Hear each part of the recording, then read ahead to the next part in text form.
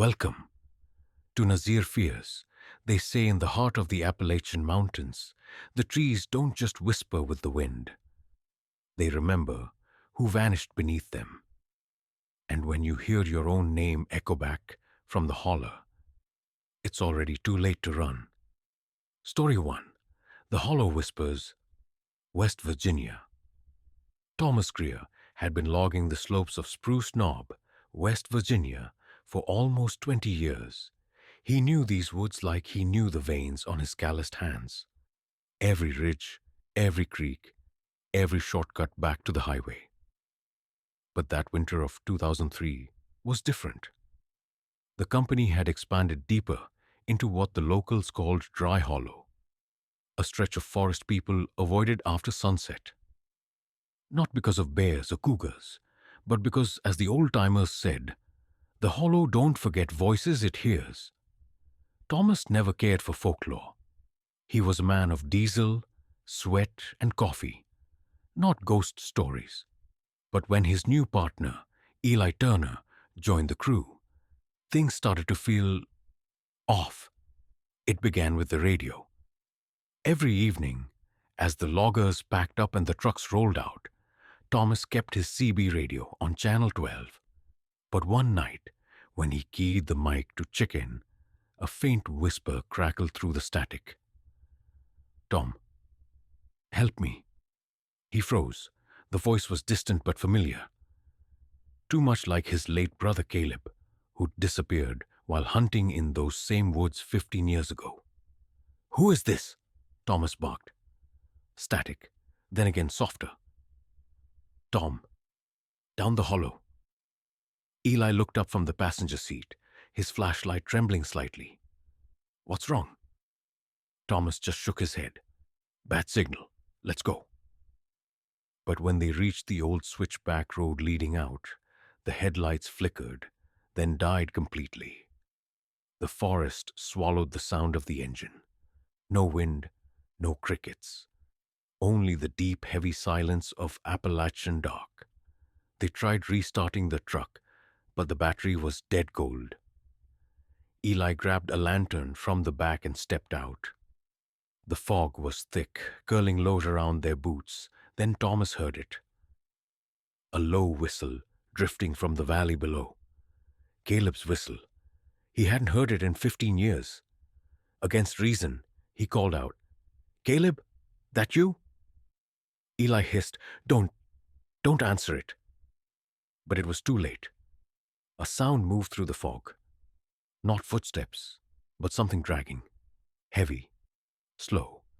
And as the light caught a figure between the trees, Thomas saw what looked like his brother. Pale, eyes hollow, jaw trembling, like he was trying to speak, but couldn't. Then came the smell. Wet earth, old rot, and something metallic. "Eli," Thomas whispered. "That's not him." They backed toward the truck, but every direction looked the same. Endless trees, all whispering in a low, hollow murmur. The voice came again, but this time it was right behind them. "Tom, you left me here." Eli screamed. Thomas turned and saw his brother's face melt into the fog, leaving behind only the echo of that name. "Tom, and Tom, Tom!" They ran. Branches clawed at their coats, shadows twisting in the mist. Somewhere behind them, something followed, not running, just watching, pacing. They reached a clearing by dawn. The truck was gone.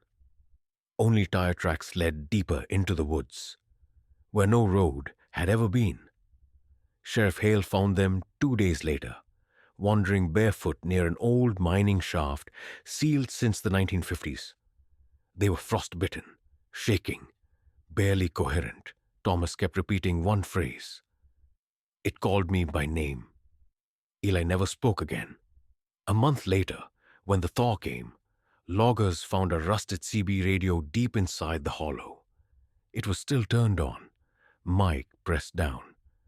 When the sheriff tested it, a faint whisper came through.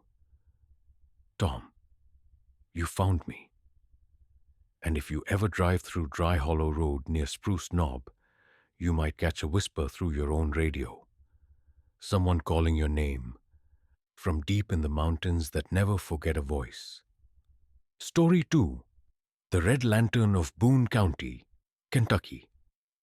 They call it Lantern Road, and if you ever see the red glow through the trees, don't follow it, because no matter how far you drive, it's already behind you.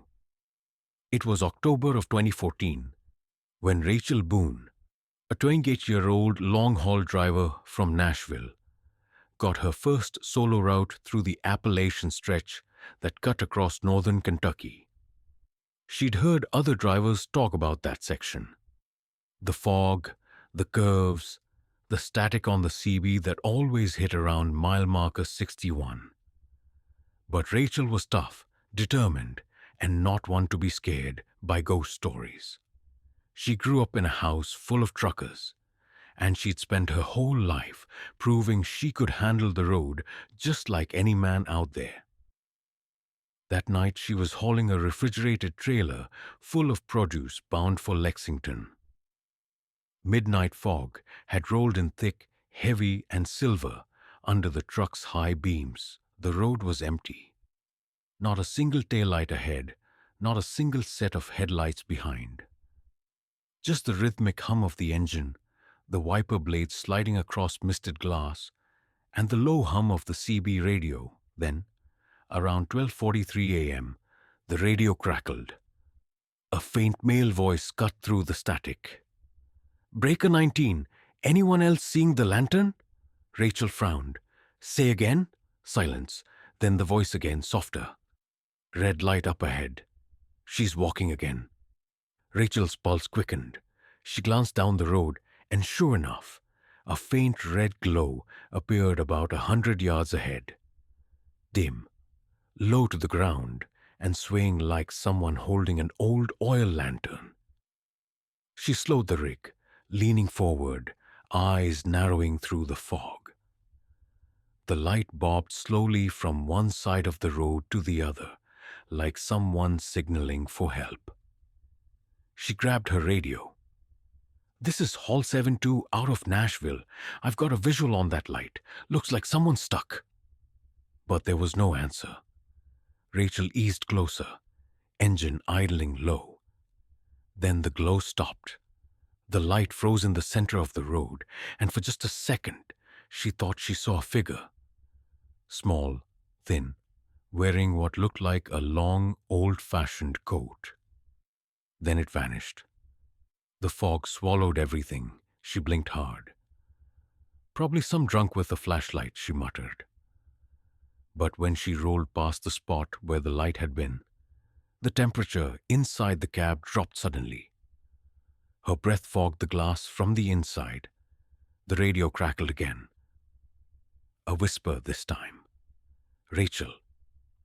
Her hand shot to the dial. "Who is this?" The whisper turned into static.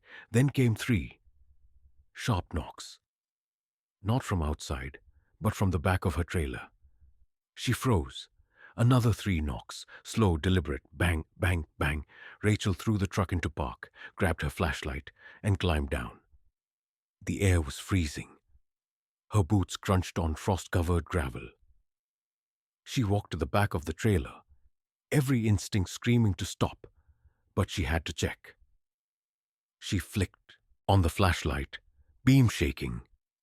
"Hello? Anyone back here?" The fog swirled, thick and heavy. She pulled the latch and opened the trailer doors. Empty. Rows of crates stacked tight, frost on the walls. Then she saw it. A wet handprint on the inside of the metal door. Small, like a child's.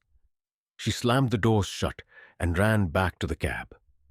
Her hand shook as she started the engine. The radio hissed. Then the same voice spoke again, calm and close. "She's waiting for you, Rachel. Lantern Road don't like strangers." She floored it. The truck roared down the empty mountain road, but the red light appeared again in the mirrors. Smaller now, but keeping pace.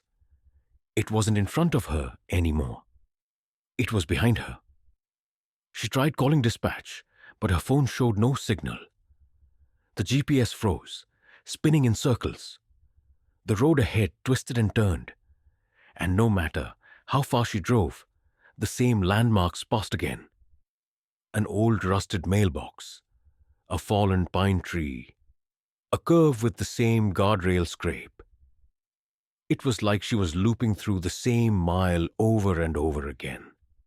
She screamed at the windshield, "This isn't real," but the radio whispered back, "Then stop and see." Rachel slammed the brakes. The truck screeched to a halt. The red glow appeared right in front of her, bright now, too bright. And through the glare, she saw her. A woman, soaked in mud and blood, holding a broken lantern.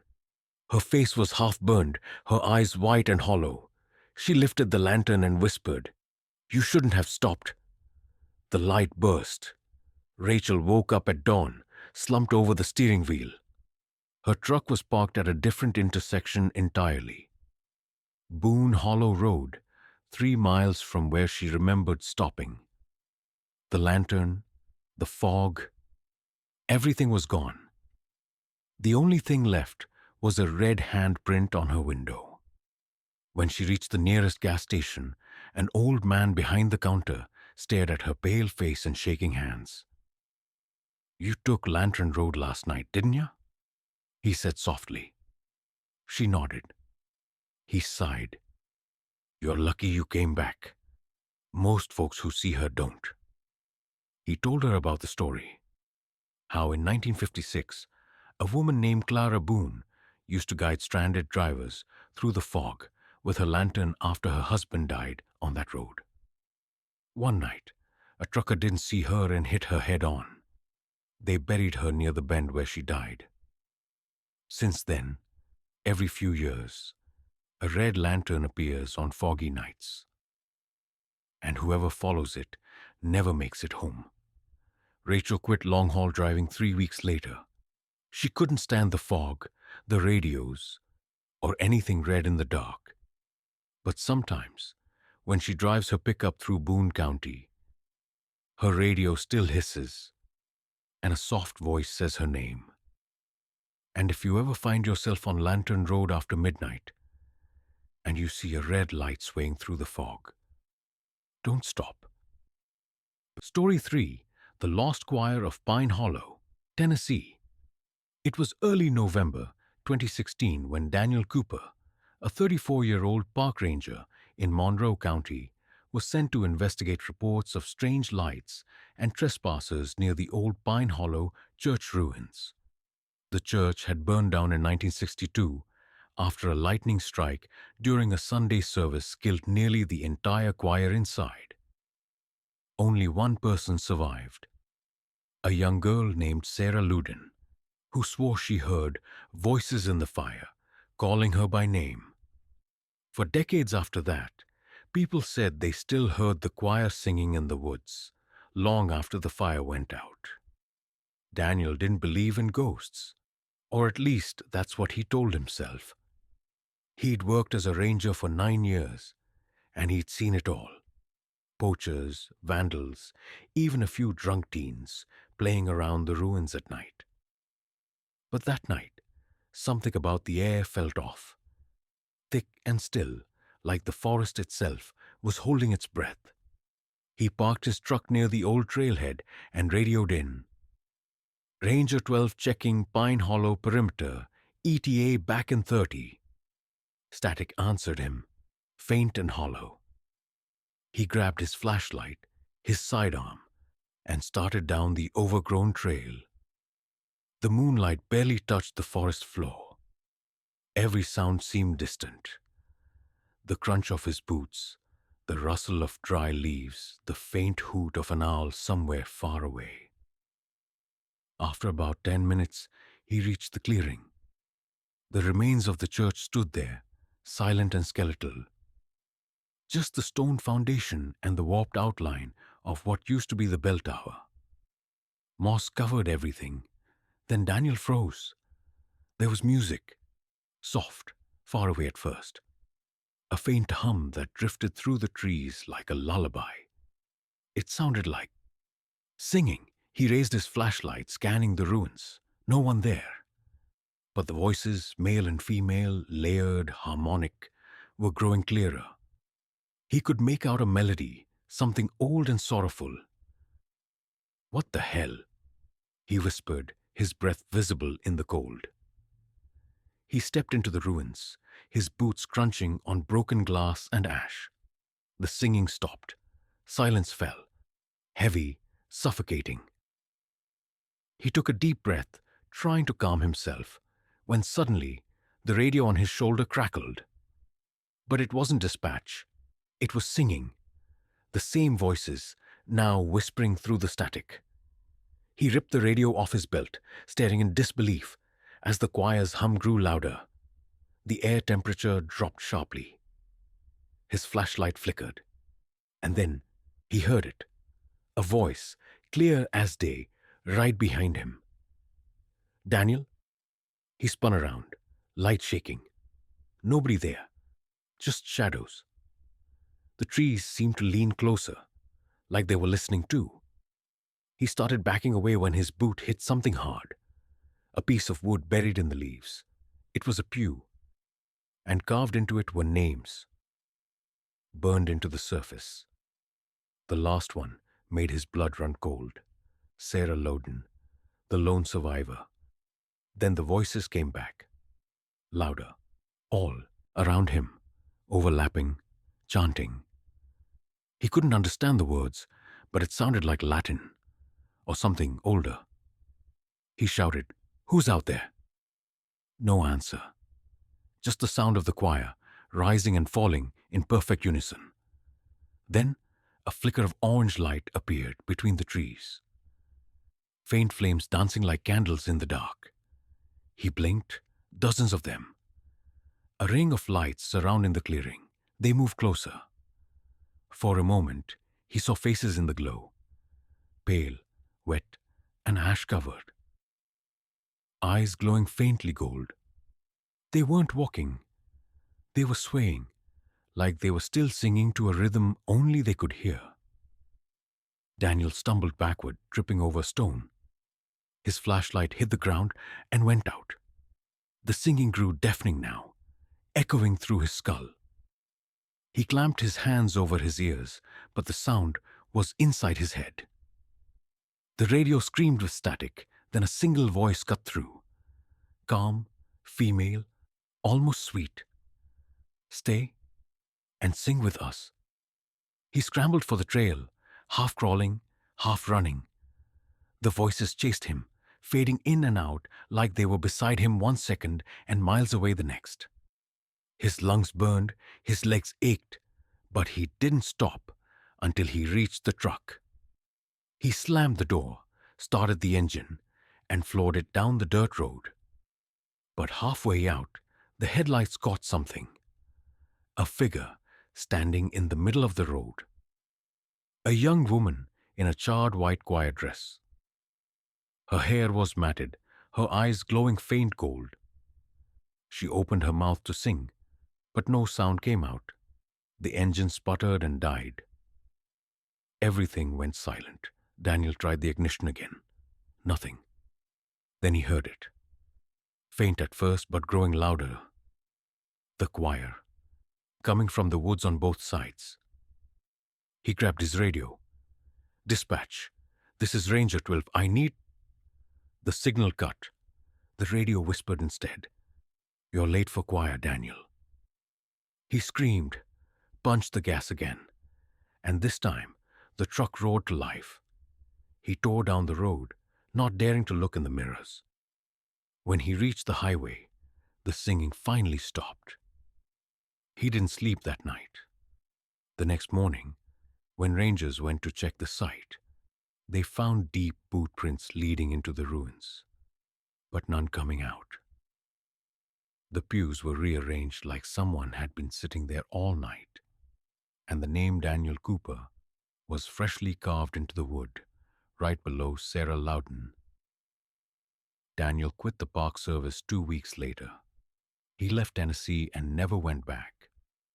But 2 years after he moved, His neighbor in Georgia said they sometimes heard humming coming from his backyard after dark. A low, beautiful hymn that drifted on the wind. Daniel always swore he didn't hear it.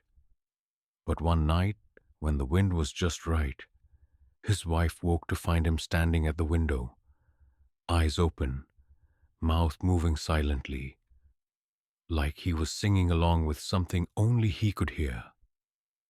And if you ever hike through the woods of Monroe County and the wind sounds like a choir singing somewhere deep in the trees, don't listen, don't stop, just keep walking, because once you hear the song of Pine Hollow, it never stops singing for you.